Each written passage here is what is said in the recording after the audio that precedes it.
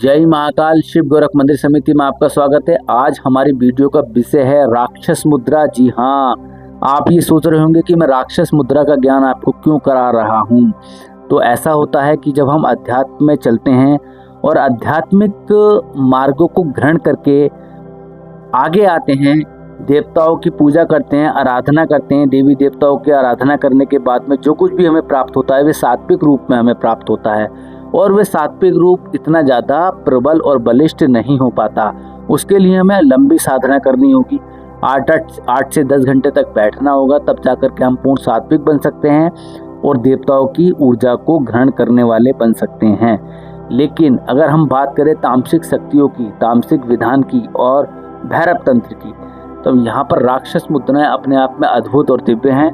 राक्षस ज्ञान मुद्रा का ज्ञान सबसे पहले जो दिया था वो रावण ने दिया था। रावण ने इस मुद्रा को करा था। रावण, अब आप तर्क देंगे इसमें उल्टे सीधे कि भाई आपने देखा था क्या, आप वहाँ गए थे क्या, आपने रावण को करते हुए देखा था क्या। तो मुझे इन तर्कों से कोई लेना देना नहीं है। मुझे केवल अपना ज्ञान आप तक पहुँचाना है और आप अगर इसका अच्छा अनुभव कर पाए तो आप इसमें लाभ ले लेंगे। अच्छा अनुभव ना कर पाए तो आप दर्शनार्थ आप इसको केवल देख ही सकते हैं। तो हम बात कर रहे थे राक्षस मुद्रा की। राक्षस मुद्राएं ऐसी मुद्राएं होती हैं जिनके करने से, पहले इसकी परिभाषा पूरी सुनिएगा। हर मुद्रा की अब हम परिभाषा देंगे आपको कि जिससे आपको ये याद रहे कि कौन सी मुद्रा किस प्रकार की प्रधानता को लिए हुए है। क्योंकि हर मुद्रा की अपनी एक अलग प्रधानता होती है जिसमें वो सबसे ज़्यादा बेनिफिट देती है, प्रदान करती है। तो राक्षस मुद्रा की प्रधानता ये है कि वे मुद्रा, इसकी पूरी परिभाषा सुनिए, वे मुद्रा जो हमारे तामसिक गुणों को इतना ज़्यादा प्रबल कर दे कि तामसिक शक्तियाँ स्वयं जो विचलित हो जाएं, मजबूर हो जाएं, विवश हो जाएं, आप तक पहुंचने के लिए, आपको ग्रहण करने के लिए इतनी मजबूर हो जाएं कि वो आपका हनन करने के लिए, आपको ग्रहण करने के लिए तत्पर रहें। आप उनका हनन और ग्रहण करने के लिए तत्पर रहें। ऐसी मुद्रा राक्षस मुद्रा कही जाती है। ये मुद्रा हमारे अंदर अधिक तमोगुण की प्राप्ति करा देती हैं। यही मुद्रा हमारे अंदर अधिक तामसिक शक्तियों की प्राप्ति कराती हैं। ये तामसिक शक्तियाँ ऐसी शक्तियाँ होती हैं जो तामसिक शक्तियों से लड़ने की क्षमता हमें प्रदान करती हैं। देखो, लोहे को लोहा काटता है, ऐसा नहीं है कि लोहे को लकड़ी काट रही है, लकड़ी को लोहा काट रहा है, ऐसा कहीं नहीं होता है। लोहे को लोहा ही काटता है। अगर हमें तामसिकता को ग्रहण करना है, अगर तामसिकता को नष्ट करना है, पहला सुनिएगा, अगर हमें तामसिक शक्तियों को नष्ट करना है तब हमें तामसिक शक्तियों का सहारा लेना ही होगा। अगर हम सात्विक शक्तियों से उनको खत्म करने के लिए तत्पर होंगे तो हम शहीद हो जाएंगे। ऐसा समझिए कि तामसिक शक्तियाँ ज़्यादा होंगी, क्योंकि तामसिकता और सात्विकता दोनों ही एक दूसरे के धुर विरोधी हैं। दोनों में से कोई एक ऊर्जा भी ज़्यादा होती है तो दूसरी ऊर्जा को खा जाती है। प्रकाश ज़्यादा होगा तो अंधेरे को खा जाएगा, अंधकार को खा जाएगा। अंधकार ज़्यादा होगा तो प्रकाश को खा जाएगा। ये दोनों ही प्रकार की एक क्षमता है, अलग प्रकार से। तो यहाँ पर हम अंधेरे की बात कर रहे हैं, यहाँ पर हम बात कर रहे हैं अंधकार की। तब जब हम बहुत सी ऊर्जा को ग्रहण करने वाले बने, तो राक्षस मुद्राएं, जितनी भी मुद्राएं होती हैं, वे हमें तामसिक ऊर्जा प्राप्त कराती हैं। वे हमें तामसिक शक्तियों की प्राप्ति कराती हैं। साथ में हमारे अंदर तामसिक गुणों की प्राप्ति भी होती है। तामसिक गुण इतने ज़्यादा प्रबल हमारे अंदर हो जाएंगे कि हम स्वयं सेल्फिश बन जाएंगे। ऐसा समझिए, हम मतलबी बन जाएंगे। तो अगर आपको इन साधना को करना है तो महादेव की साधना आपको पहले करनी होगी और उनसे विशेष प्रार्थना करनी होगी कि आप हम पर विशेष कृपा करें। और जब हम इस साधना को करें तो इसका ज़्यादा गहरा असर हमारे मस्तिष्क पर ना पड़े, क्योंकि महादेव तामसिक शक्तियों के ज्ञाता हैं, स्वामी हैं और महादेव हैं।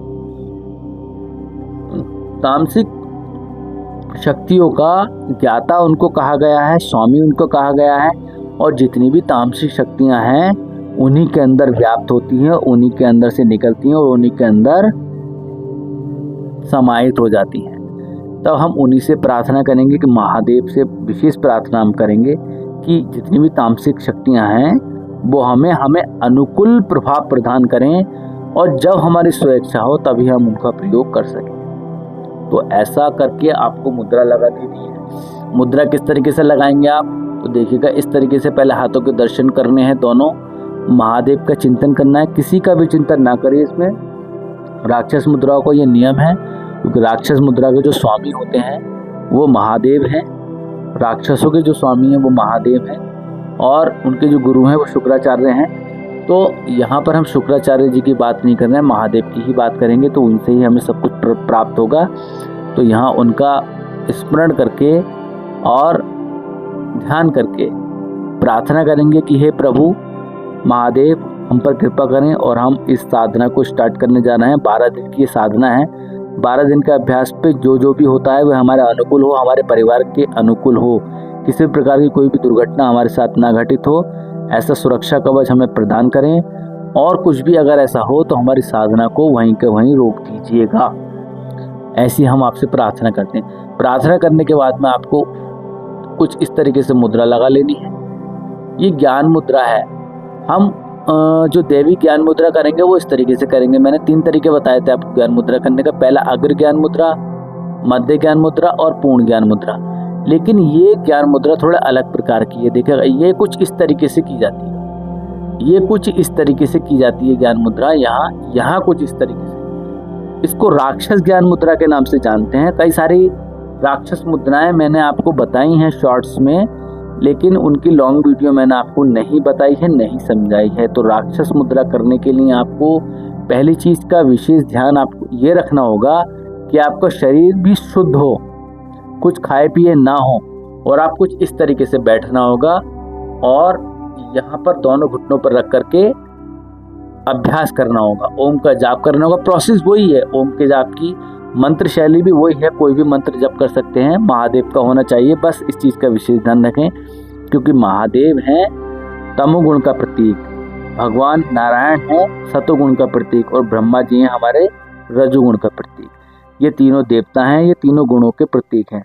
इन तीनों गुणों का प्रतीक होने के साथ साथ इनके साथ में 3 महाशक्तियाँ स्वयं विराजती हैं। जैसे कि सतोगुण के साथ में माता महालक्ष्मी, तमोगुण के साथ में माता महाकाली, और रजोगुण के साथ में माता महासरस्वती।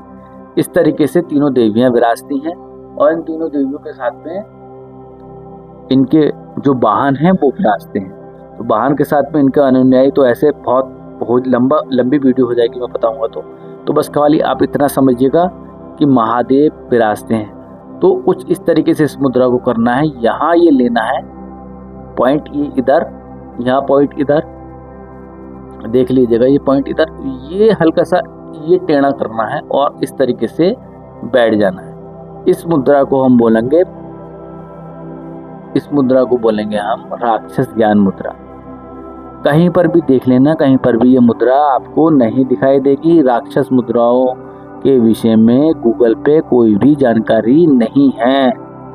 आप कितनी भी चीज़ें देख लीजिएगा, आपको कुछ भी प्राप्त होने वाला नहीं है। केवल आप मेरे चैनल पर ही इन सारी चीज़ों को देख सकते हैं, समझ सकते हैं और अनुभव कर सकते हैं, क्योंकि जो मैं बताता हूँ वो अद्भुत है, अलौकिक है और दूसरे लोक का ज्ञान है जो आपको इस लोक में, पृथ्वी लोक में प्राप्त हो रहा है।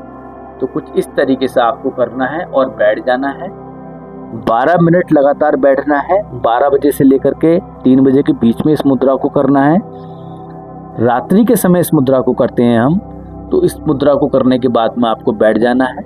महादेव के जप करने हैं। जितने ज़्यादा जप करेंगे उतना ज़्यादा अच्छा है आपके लिए, ठीक है। तो इस चीज़ का विशेष ध्यान आप रखें। तो इस मुद्रा का अभ्यास लगातार करें। जितना ज़्यादा अभ्यास करेंगे उतना अच्छा आपके लिए है। तो अभी हमें अब रोकनी होगी हमें वीडियो, किसकी लंबी वीडियो एक और बनाएंगे हम, अगला पार्ट लेकर आएंगे जिसमें आपको साधना विधि के बारे में जानकारी देंगे। तो दर्शनार्थ हमने ये वीडियो आपको बनाई है और बना करके दिखाई है, ताकि आप ये समझ सकें कि राक्षस मुद्राएं कैसी होती हैं और इसको किस तरीके से किया जाता है। तो अगली वीडियो में हम इसकी साधना विधि बताएंगे, इसके विषय में आपको पूर्ण जानकारी देंगे, उसके फल की प्राप्ति भी आपको कराएंगे। तो मिलते हैं अगली वीडियो में नई मुद्रा के साथ में, तब तक के लिए जय महाकाल।